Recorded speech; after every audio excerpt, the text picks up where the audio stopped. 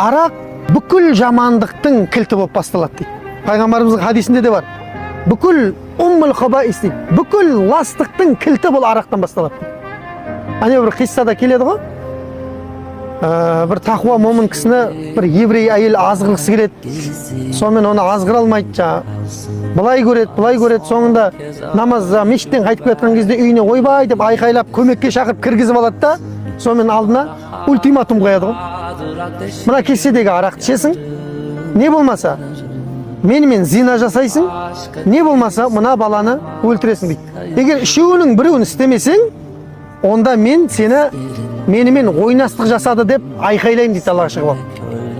Бүкіл халықтың көзінше мен сені шәрмәнді қыламын дейді, оңтүстіктің тілімен айтқанда. Позор қыламын дейді да. Сонда жаңағы кісі енді шыға алмай не істерін білмей қалады ғой. Сөйтеді не істейді? Адам өлтіру күнә дейді. Зина жасау ол вообще барып тұрған күнә дейді. Не болса да мына арақты ішіп шығып кетейін мына жерден дейді ғой. Сөйтіп арақты ішкен кезде есінен айырылып қалады жаңағы кісі. Сөйтіп те ана әйелмен зина жасайды.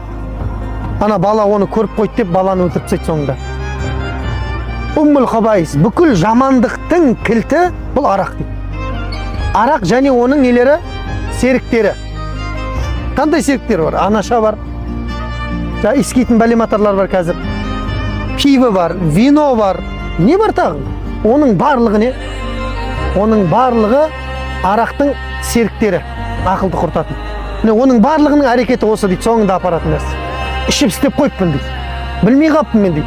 Қаяқтан білесің сен, арақ сенің ақылың жоқ қылып жіберді ғой. Көрдіңіз бе? Мен ішіп істеп қойыппын дейді. Өзінің шешесін өлтіріп тастағандар бар. Балаларын, әйелін өлтіріп тастағандар бар. Немен? Арақпен. Немесе жаңағы нашамен, бірдеңемен.